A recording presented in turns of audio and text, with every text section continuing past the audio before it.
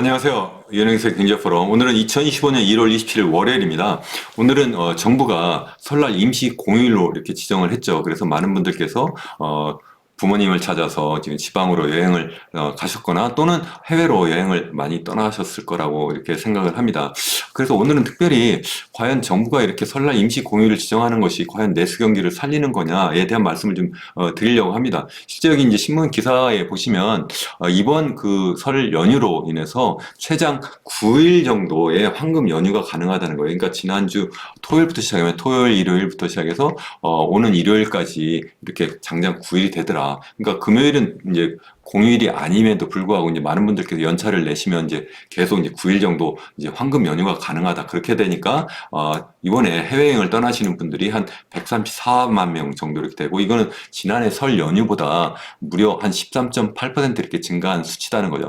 이번에 그러니까 굉장히 기간이 기니까 많은 분들께서 해외로 여행을 떠나고 계시다. 뭐 이런 이야기인데요. 과연 이렇게 했을 때 물론 개인적으로는 너무 좋습니다. 저도 여행 다니는 걸 굉장히 좋아하고, 또 많은 분들께서 기왕이면 열심히 일하고 그래서 해외에 나가서 또 이렇게 스트레스도 풀고 또 많은 또 견문도 넓히고 이래서 좋은 면도 있다고 생각하는데, 다만 일부러 정부가 임시 공휴일까지 만들어서 이번에 해외로 많은 분들께서 여행을 떠나시도록 하는 것이 정부가 기대했던 그런 내수를 살리느냐, 이에 대한 말씀을 좀 드리려고 해요.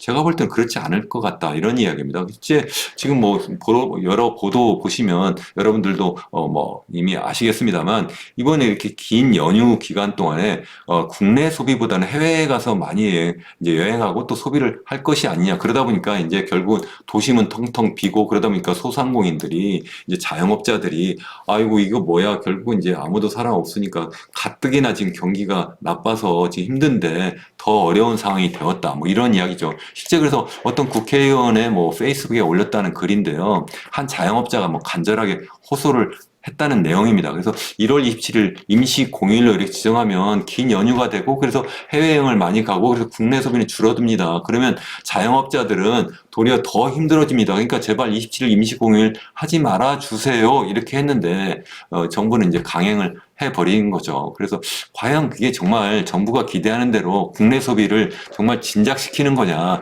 제가 생각할 때는 아닌 것 같다는 말씀을 좀 드리려고 해요. 한번 생각을 해보세요. 이렇게 이번에 9일이나 이렇게 장기간 동안에 이렇게 많은 사람들이 해외 여행을 떠나게 되면 그분들이 당연히 국내에서 소비할 건 이제 해외에 가서 소비를 하는 거고, 더군다나 해외를 가려면 훨씬 더 소비를 많이 할 수밖에 없죠. 당연히 경비가 더 많이 드니까요. 그래서 9일 동안 국내에서 소비할 그러한 그 여력을 해외에 나가서 더 많은 그런 소비를 하게 된다. 그렇게 돼버리니까 이게 연휴 기간 9일뿐만 아니라 이 해외여행을 떠나기 전에도 또 이제 많이 저축을 해야 되고, 또 돌아와서도 이제 해외에서 그만큼 소비를 했으니까 그만큼 다시 또 이제 만회를 해야 되잖아요. 그러니까 국내 소비를 줄일 수밖에 없는 그러한 상황이 돼버릴 수밖에 없다는 거죠. 물론 이제 돈에 여유가 있는 분들은 해외에 나가서도 뭐 얼마든지 쓸 수도 있겠다, 뭐 이렇게 생각을 할 수도 있는데, 그렇지 않은 많은 분들의 입장에 생각하면 이렇게 연휴 기간뿐만 아니라 연휴 전 후에도 국내 소비를 도리어 감소시키는 그러한 요인이 될 수 있지 않을까, 이런 생각이고요. 또 좀 전에 말씀드린 것처럼 이 월요일 그리고 또 금요일도 이번에 이렇게 특별히 월요일을 임시 공휴일로 지정하지 않았으면 출근했을 그런 많은 사람들이 도심으로 그리고 공장으로 오지 않게 되면서 그 주변 상권이 마비되는 그러한 상황을 만들어 버리는 거예요. 그러니까 이게 과연 국내 소비를 정말 살리는 거냐, 이런 제가 질문을 던지지 않을 수 없다는 거죠. 또 뿐만 아니라 이제 생산 측에서 또 생각을 해보면 당연히 이번에 이제 월요일이 빠지니까 그만큼 조업 일수가 감소하는 거고요. 또 뿐만 아니라 금요일도 이제 월차를 내게 되니까 또 조업 일수가 또 추가적으로 감소하게 되는 거죠. 그러니까 당연히 출하가 줄어들고, 그러니까 매출이 줄어들고, 또 당연히 영업이익도 줄어들 수밖에 없는 거죠. 또 뿐만 아니라 제가 어제 이제 성당에 가서 이제 미사 보고 이제 같은 교우들 몇 분들과 함께 이제 점심 식사를 하면서 이것저것 이야기를 하다가 이제 한 자영업 하시는 그런 친구가 교우가 이제 이야기를 하는데, 자기는 지금 일을 하지 않으면 안 되는 그러한 상황이어서 이제 종업원들에게, 직원들에게 좀 나와달라 뭐 이렇게 해서 일을 하기로 했는데 몇 사람이 특근 수당을 그러면 달라 뭐 이렇게 이야기를 했다는 거예요. 그러니까 사실은 특근 수당을 지급하지 않아도 됐을 그러한 정상적인 그러한 월요일인데, 이번에 정부가 임시 공휴일로 지정하면서 이제 자영업자는 더 힘들어진 거예요. 그러니까 이게 공휴일로 만들어서 이제 일을 하지 않으면 그만큼 매출이 줄어들고 일을 하자니 이제 더 많은 그러한 또 비용을 지출해야 되니까 더 자영업자를 도와주는 것이 아니라 또 소상공인을 도와주는 것이 아니라 더 어려운 상황을 만들어 버리는 거다 하는 거고요. 또 뿐만 아니라 이제 해외여행을 떠나게 되는 것은 당연히 이제 소비를 하면 국내에서 하게 되면 당연히 우리 원화 소비를 하는 거고 해외에 나가면 당연히 해외 특히 이제 달러 소비를 하게 되는 건데 그만큼 이제 국내에서 이제 달러를 바꿔서 이렇게 해외로 나가거나 또 해외에서 이제 카드를 사용하게 되는 거잖아요. 그렇게 되면 결국은 그게 이제 우리나라의 외환을 더 그만큼 줄여주는 그런 효과가 있게 되고 또 뿐만 아니라 그만큼 이제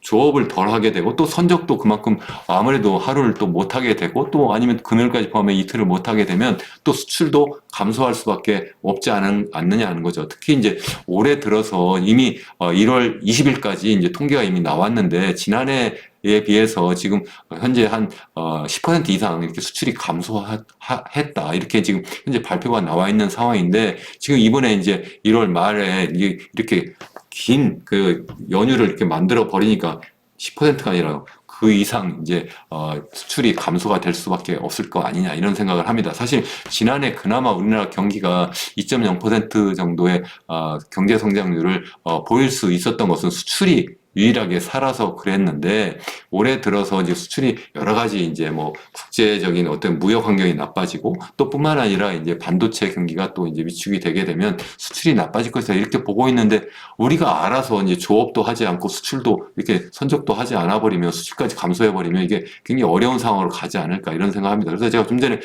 해외 여행하면 이제 카드를 이제 해외에서 쓰게 된다 이렇게 말씀드렸는데 실제 여기 카드 사용 금액과 카드 사용 수를 여기 이제 표시하고 있는데 왼쪽이 금액이고 이제 오른쪽이 카드 사용 수인데요.